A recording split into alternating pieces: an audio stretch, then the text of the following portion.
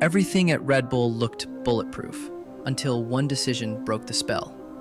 Overnight, the architect of their dynasty was out, the politics went quiet, and a different kind of noise rushed in.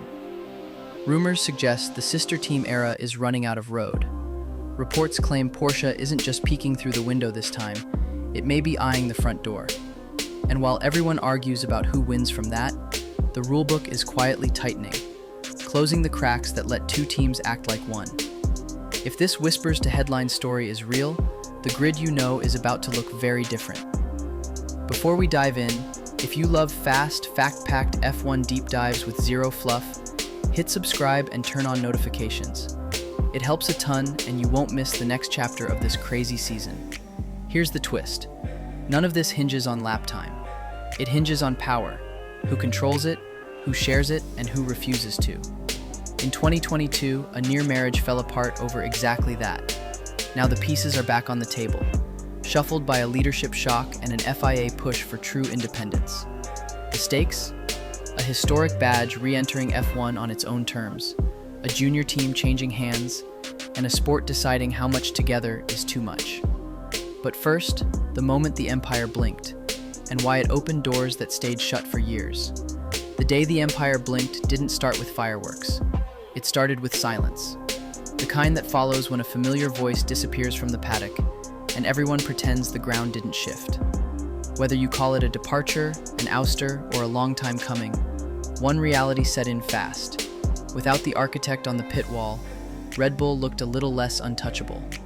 The meetings got quieter. The whispers got louder. People who had been stonewalled for years suddenly found doors opening. Sponsors sniffed the wind.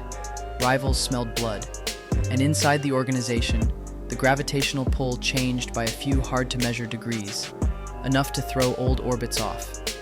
That's how power works in Formula One. It's rarely lost on track first. It leaks out in boardrooms, spreads through rumor mills, and only then shows up on a timing screen. Transition. But while everyone stared at one man, the real story crept in through the rulebook. For years, the sport tolerated sister teams the same way a city tolerates loud neighbors. Not ideal, but manageable. There were guardrails, listed parts rules, limitations on wind tunnel sharing, policing of personnel flow, but everyone knew the line was thin and gray. The benefit was obvious. A big outfit could experiment without risking a championship. A junior squad could exist with training wheels and sponsor oxygen. Fans got two sets of colors, but often one brain behind them. Now, the tone is different. The governing mood is shifting from manage it to separate it. The push around 2026 is simple in spirit, complicated in practice. Each team should stand on its own feet.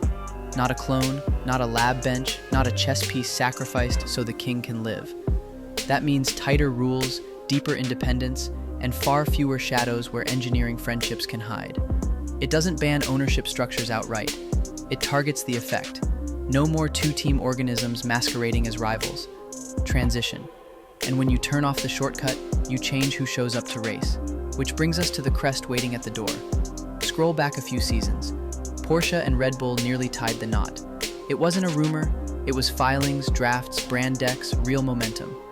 Fans pictured a championship-winning chassis wearing a name that belongs in motorsport's Hall of Echoes. The problem wasn't money or prestige, it was control. Porsche wanted real say on technology, direction, identity. Red Bull wanted autonomy, the same independence that built its dynasty. The gap was cultural, not just contractual. One side prized precision hierarchy, the other, creative chaos with tight inner circle control. The bridge couldn't carry both philosophies. The champagne went back to the cellar, headlines cooled, Porsche stepped away with a polite, not right now. Red Bull kept building trophies. Everyone moved on, publicly. But deals like that don't just die, they hibernate. They wait for a new climate, a new face, or a new rule to thaw the ground. Transition. If sharing didn't work, there's another route to the grid, one that comes with keys instead of compromise. A brand like Porsche doesn't love waiting in line. A cold start team means years of setup, staffing, facility building, and sponsor hunting before you even see a checkered flag. Racing Bulls removes most of that. The infrastructure exists. The pipelines for parts, talent, and logistics are in place. The team signs in every weekend and puts cars on the grid. Plug in capital, badge it with history, and you have a presence that feels born rather than borrowed. From a storytelling angle, it's perfect. Endurance Royalty tries F1. Again, but differently. No half measures, no junior partner label stuck on the side pod. An identity with edges. A promise that the crew in the garage works for Stuttgart's vision, not as a stealth extension of Milton Keynes. Fans understand that instantly. Brands do too. And drivers? The ambitious ones crave a project they can help define. A fresh emblem on the roster pulls in both rising talent and steady hands, who know how to build a culture from Monday to Sunday. But there's a catch that isn't painted on the side of any car. It's stitched into corporate DNA. Audi is already headed for the grid. That means any Porsche move lands under the same parent umbrella. On paper, separate brands can be as independent as rival companies. In reality, independence is a daily discipline. Separate boards, separate facilities, separate engineering stacks, separate IT, separate aero programs, and most important, no pipeline where ideas and IP can slip between projects without a paper trail. That's the tightrope. The sport is closing loopholes that once let allied outfits act like two hands on the same wheel. If Porsche arrives while Audi builds, the scrutiny multiplies. Every shared supplier, every staff transfer, every temporary arrangement is a test. This isn't about optics anymore. It's about proving that two badges under one roof can fight like strangers on Sunday, without acting like siblings on Wednesday. Doable? Yes. Easy? Never. It demands a religion of firewalls and a willingness to be audited in spirit, not just letter. Meanwhile, the paddock is reacting in a way you don't often see. Less sniping, more alignment. Rivals who spent years bristling at Red Bull's influence suddenly found common cause. Cleaner boundaries make the racing better. Team bosses who usually chew different ends of the same argument started nodding at the same time. The idea of a legendary manufacturer buying a fully fledged entry, not adopting a junior role, feels like a reset. It says, if you want to play, bring your own bat. For the mid-grid teams, that matters. They've lived with the feeling that some battles are against a pair, not a peer. Limit the crosswind from sister outfits, and every point fight becomes more honest. For the front runners, it's a chance to defeat a name with heavyweight aura. Beat Ferrari? That's history. Beat Mercedes? That's legacy. Beat Porsche and Audi as separate serious projects?